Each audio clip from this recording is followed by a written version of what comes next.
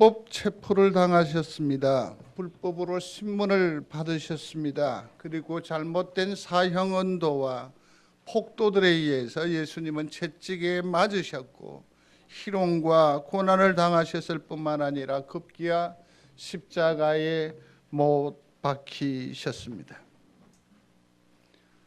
그러한 와중에서도 주님은 말씀으로 오히려 우리를 위로하시고 당신의 가시는 걸음에 의미를 부여하셨을 뿐만 아니라 낙심천만한 남은 제자들을 향하여서 너희의 인생은, 너희의 걸음은, 너희의 판단은, 너희의 선택은 실패가 아니라 성공이라고 말씀해 주셨더랬습니다.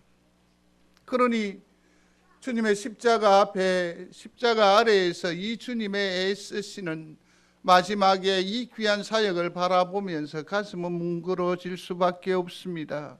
가슴 아파할 수밖에 없었습니다.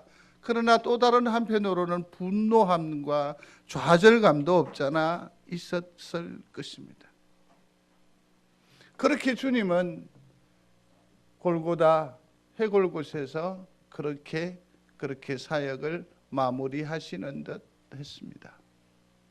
그런데 놀라운 일이 있습니다. 주님께서 그 엄청난 사역을 감당하셨음에도 불구하고 시집가고 장가가고 아무렇지도 않다는 얘기입니다.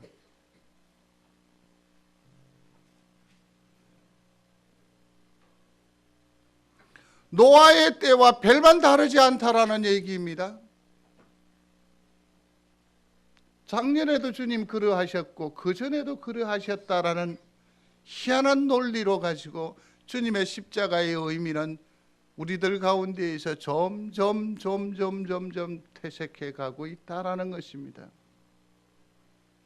정말 어처구니 없는 것은 주님의 걸음에 대해서 시시비비했습니다. 그의 걸음에 비난했습니다. 책 잡으려고 했다라는 말이에요. 심지어는 죽이기까지 한 그들의 마음은 어떠했어요? 비록 두려움이었지만 그들은 이 낙심천만한 계절에 생각하는 거예요. 마음에 찔림이 있는 거예요. 움직임이 있다라는 거죠. 뭔지 아세요? 저 사람 예수가 부활할 기라는 겁니다. 우리는 주님 십자가에 돌아가심 그 엄청난 서름, 아픔, 좌절 앞에서 그냥 금방 까마득히 잊어버리고 사는데 세상은 뭐라고 말해요? 주님 부활을 거의 확신하고 있어요. 주님 찍은 거리에서 주님을 섬겨 살았던 우리는 까마득히 잊고 사는데 그들은 주님이 부활하실 것이 오히려 두려웠다라는 거예요. 가히 충격적이지 않아요? 충격적이지 않아요? 그들이 예수 그리스도의 부활에 대한 확신이 얼마나 컸으면 죽였으면 그만일 것을 주님을 아리마대 요셉의 무덤을 빌려서 장사 지낸 그를 큰 돌로 마금했다라고요. 그것으로 끝나지 않아요. 마음의 불안함이. 그래서 임봉했다라고 했습니다. 그들은 예수 부활에 대한 확신이 얼마나 컸으면, 얼마나 두려웠으면 파수꾼을 세워서 지켰다라는 것 아니에요. 지켰다라는 것. 하루가 지났습니다. 아무런 변화가 일어나지 않습니다. 이틀이 지났습니다. 여전히 아무런 변화가 없습니다. 이제 잊혀져 가는 것이겠지요. 참 캄캄하고 답답하고 분노한 마음을 가졌지만 이제 세월이 약인가요? 이제 점점 치유가 되는 것 같고 그냥 잊어지는 거예요. 예수 그리스도의 사건도 내 인생의 하나의 해프닝으로 끝나는 거죠. 묻어지는 거죠. 흘러버리면 되는 거 아니에요? 맥이 빠졌었는데 이제 조금 힘이 이제 좀 돌아오는 것 같고 부었던 눈두덩이도 조금 가라앉습니다. 이때에 막달라 마리아와 다른 마리아가 생각하는 겁니다. 주님의 시신이 걱정이 되는 거죠. 확인을 해보고 싶은 거죠. 안식일에는 많은 제한이 있습니다. 움직일 수 없습니다. 특별히 여인에게 있어서 제한된 행위, 규약은 너무나 심하기 때문에 그들은 움직일 수 없습니다. 그러므로 오늘 28장 1절에 보면 안식일이 다 지나고 안식 후 첫날이 되려는 새벽에 그랬습니다. 그래서 그들은 할 수 있는 대로 일찍 일어나서 안식일이 지났으니까 자유한 때에 예수님의 시체를 살피려고 어디로 갑니까? 무덤으로 가고 있다라는 것입니다. 이 말씀을 전개하기 전에 여러분들에게 이렇게 한번 먼저 제안을 해보고 싶습니다. 주님의 부활을 목격한 주님의 부활의 최초의 증인된 자가 막달라 마리아와 누굽니까? 여러분들은 제 얼굴만 뚫어지게 보면 은혜가 있고 하늘이 열립니까? 성경을 봐야 돼요. 다시요. 누굽니까? 막달라 마리아와 다른 마리아. 다른 마리아가 누구예요? 혹시 들은 그분이 누군지 정체 아시는지요? 네? 어머니 마리아일 수도 있고 또 예? 구원받은 마리아. 구원받은. 마리아 마르다의 동생 말입니까? 그럼 어쨌든 예수의 어미라고 말하면 좋을 텐데, 그죠?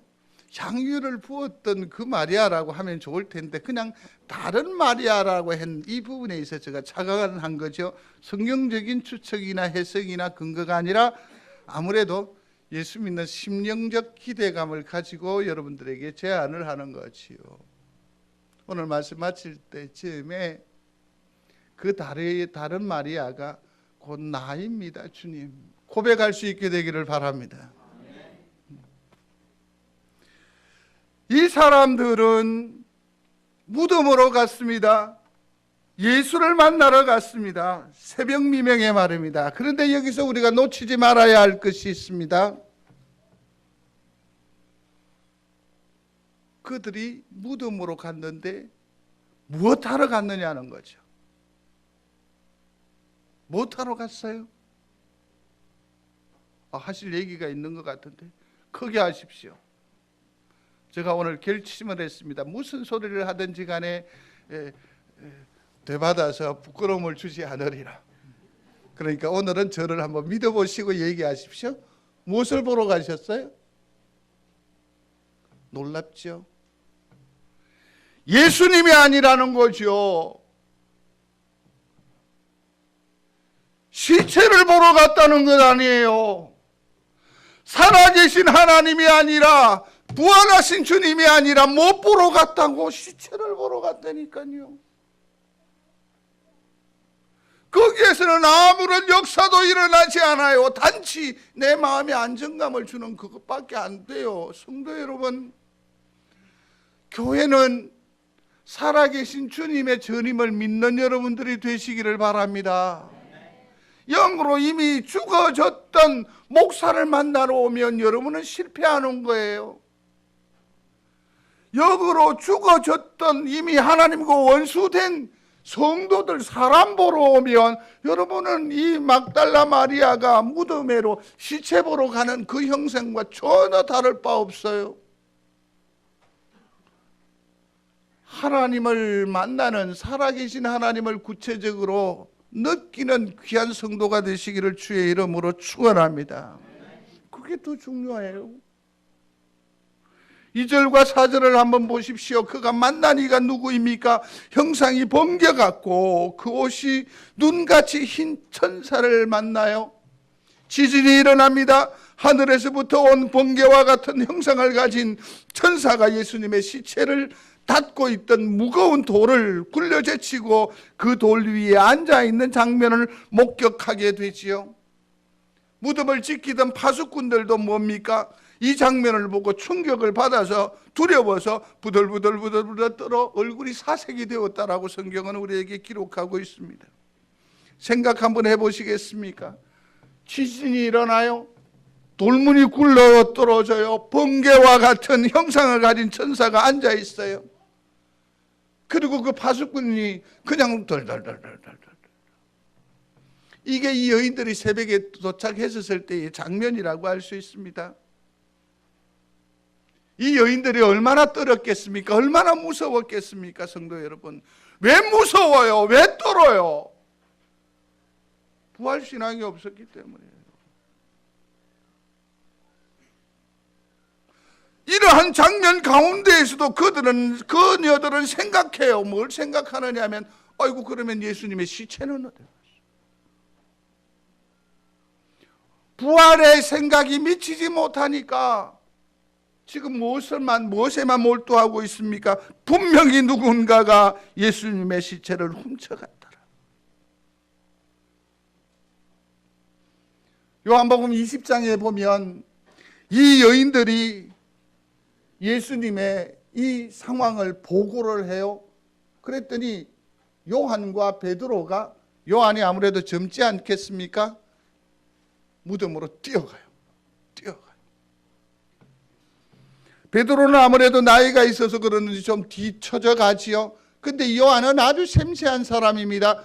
무덤에 도착하자 폭 들어가지를 않고 주위 전경을 살피는 거죠. 그러는 와중에 베드로는 훅 들어가요. 그리고서는 요한복음의 기자는 뭐라고 말하냐면 두 제자는 집으로 돌아가니라. 집으로 돌아가니라. 요한과 베드로는 부활의 주님을 믿었어요? 부활하실 줄로 학수고대했나요? 빈 무덤 그것만 보고 간 거예요.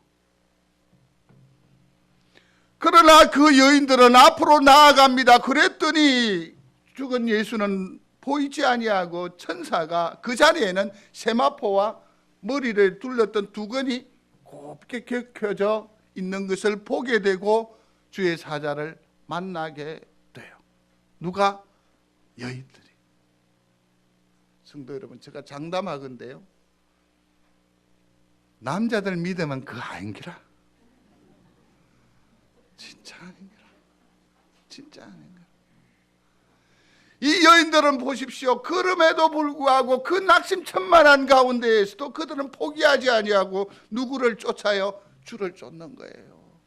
이걸 뭐라고 하는지 압니까? 사랑의 절정이라고 하는 거죠. 소리하십시오. 사랑의 절정. 까지 사랑하려면 끝까지 해야지. 끝까지 쫓아가야지 말이야. 들어가요. 거기에서 주님이 말씀하시지요. 그 사자를 통해서 어찌하여 우는가? 무서워하지 말라. 이렇게 말씀하십니다. 사랑하는 성도 여러분, 저는 나면서부터 모태신앙이었죠. 5대째 신앙의 가문이에요. 그래서 제 주변에 있는 모든 사람들은 거의 다 예수 믿는 사람들이라고 해도 과언이 아니에요. 안 믿는 사람은 제가 목사이기 때문에 한두 마디 말을 섞으면 희한하게 자기들이 나를 재미없어 해. 이렇게 재밌는데. 그래서 관계가 오래 가지를 않아야 하는 것 같아요. 그래서 대부분 믿는 사람이에요. 판단해봐요. 생각해봐요. 놀라워요. 교회에 다니는 사람이 희한하게 불안해해. 근심이 많어. 걱정을 이고 사는 것 같아. 여인들이 예수님을 사랑하고 믿고 따르면서도 지금 어떻게 하고 있어요? 불안해하고 두려워하고 있어요. 왜 그래요? 부활을 믿지 못하기 때문이에요. 성도 여러분, 왜 두려워요? 주님이 내게서 떨어져 나갔다고 생각하는 거예요. 나는 혼자라고 생각하는 거예요. 이제 끝났다고 생각하는 거죠. 부활의 신앙으로 재무장하는 여러분들이 되시기를 중심으로 소원합니다. 이 말은 무엇입니까? 주님은 지금도 나와 함께 하십니다. 이게 부활 신앙이에요. 주님이 나와 함께 하심을 믿습니다. 이게 부활 신앙이에요. 이게 부활 신앙이에요.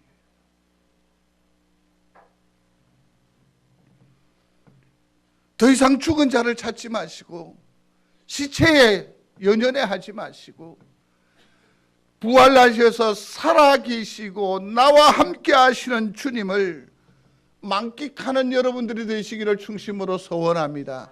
이게 부활 신앙이고 이게 부활이에요. 살아계신 주님을 다시 만나는 거죠. 다시 만나는 거죠.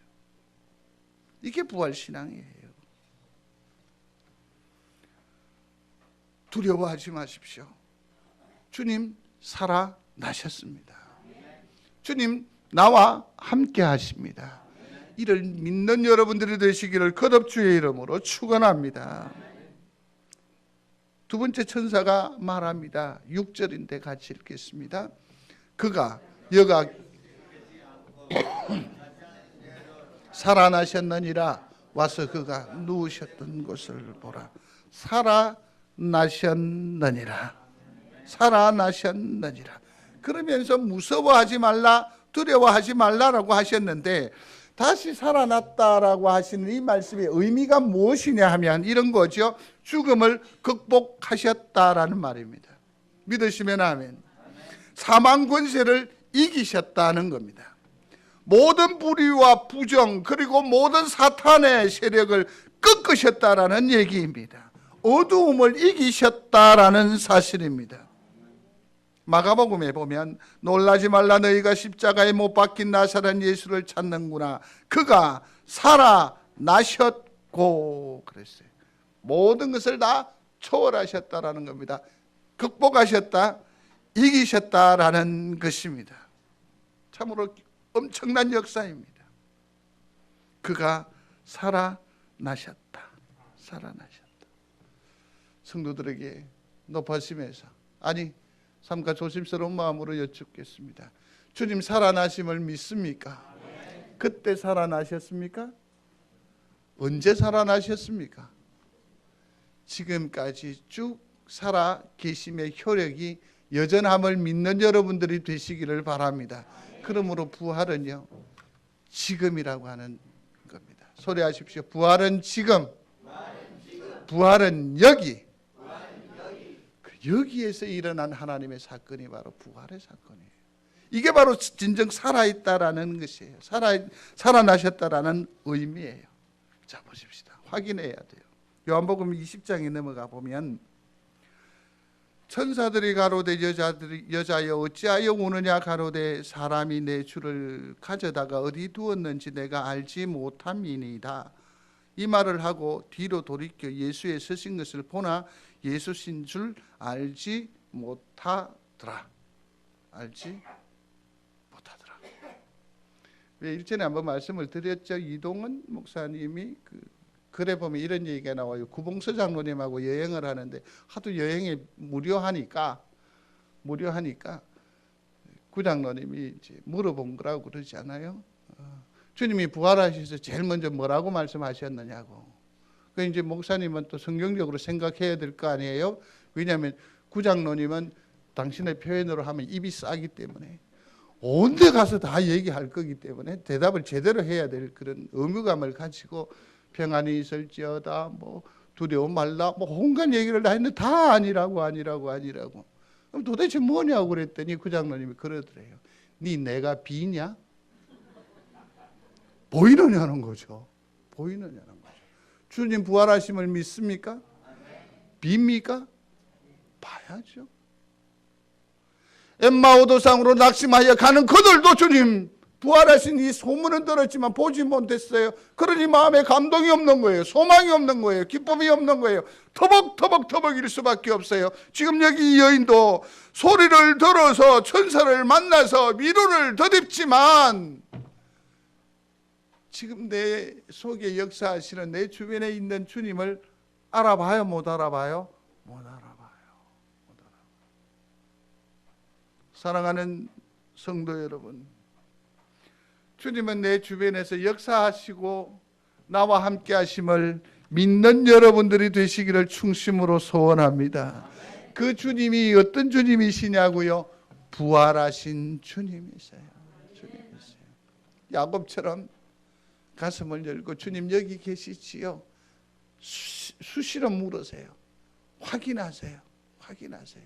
우리 아이들이 놀 때 그러더라고요. 콧등에 이 땀이 그냥 보송보송하도록 실컷 놀아요. 엄마 아빠 돌아보지도 않아요. 그렇게 놀다가도 뽀르르 뛰어와서 어떻게 해요? 엄마 가슴에 탁 안기고 전냄새 맡고 또 팍 가요. 그러고는 제 맘대로 놀아요. 그러고는 또 엄마 하고 하긴 아빠랑은 한 번도 안 했단 말이에요. 쭉 와서 또 전냄새 맡고 또 가는 거예요. 우리가 이 땅에 험악한 삶을 감당하여 사는 것이 간단하지 않습니다. 그러면 어떠한 지혜가 필요합니까? 시시각각으로 주님 존재를 확인하는 거예요. 주님 여기 계시지요? 주님 나와 함께 하시지요? 가다가 힘들고 답답합니까? 그러면 부르세요. 주님 저와 함께 하시지요? 근데 똑같은 말이라도 다르거든요. 주님 어디 계십니까? 이러지 마시고 주님 저와 함께 하시지요? 조금 제가 경상도 사람이라 좀 부드럽게 들립니까? 주님 저와 함께 하시지요? 그렇게 확인하는 거예요. 그리고 또 힘내어서 또 길 가는 거죠. 주님 나와 함께 하심을 믿는 여러분들이 되시기를 거듭 주의 이름으로 축원합니다. 7절 보십시다. 또 빨리 가서 그의 제자들에게 이르되 그가 같이 읽어요. 그가 죽은 자 가운데서 살아나셨고 너희보다 먼저 갈릴리로 가시나니 거기서 너희가 배우리라 하라. 보라 내가 너희에게 하거늘. 아멘.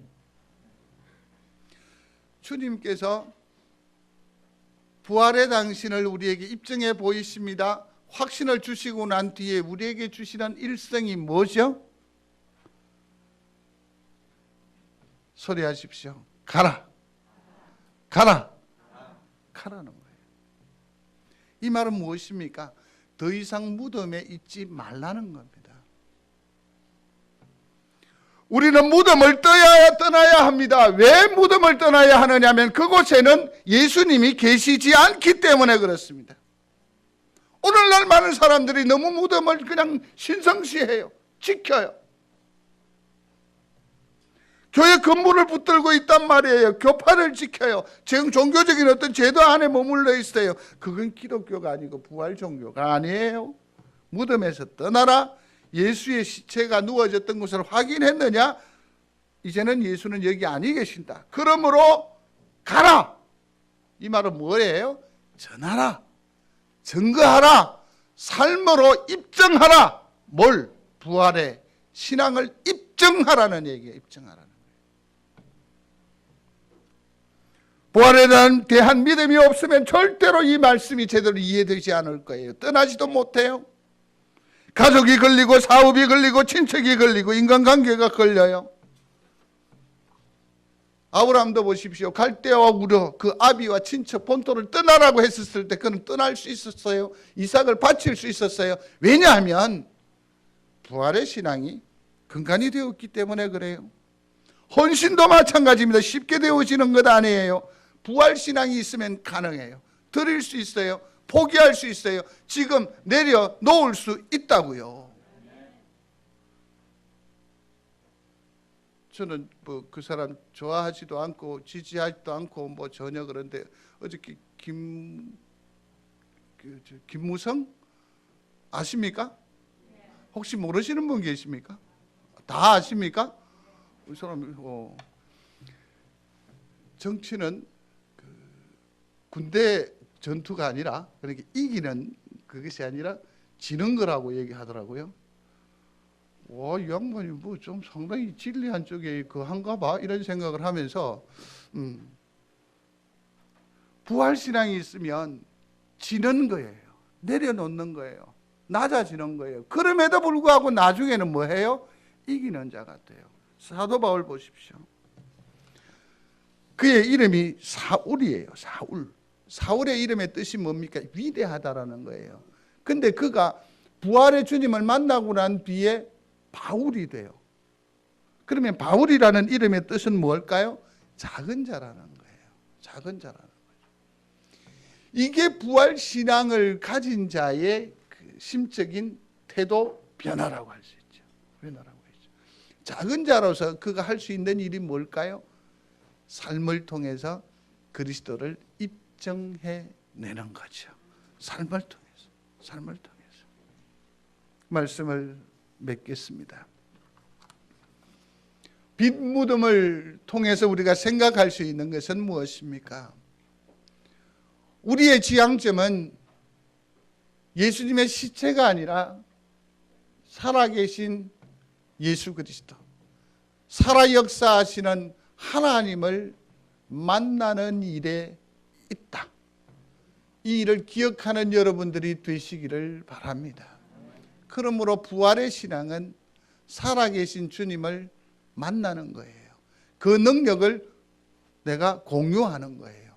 그리고서 그 사랑을 받았으니까, 그 은혜를 입었으니까 그것을 어떻게 합니까? 또 나타내는 거예요. 나타내는 거예요. 제 18번이 뭔지 알죠?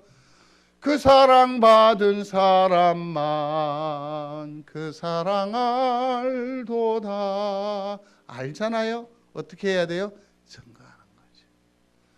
귀한 성도들이 부활하신 주님으로 말미암아 활력을 얻고 또 이웃과 주변을 책임지는 부활의 영으로서 크게 역사하시게 되기를 주의 이름으로 축원합니다.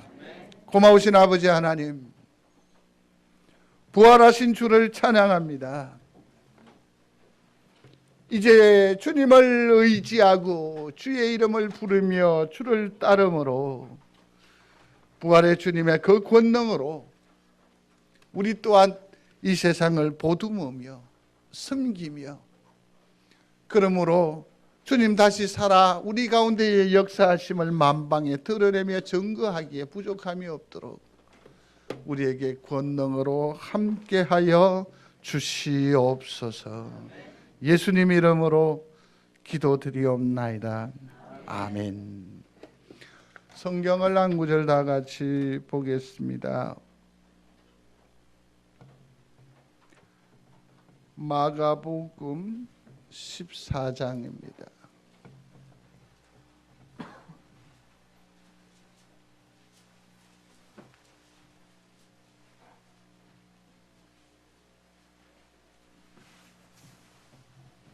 마가복음 14장 22절로 26절에 있는 말씀입니다.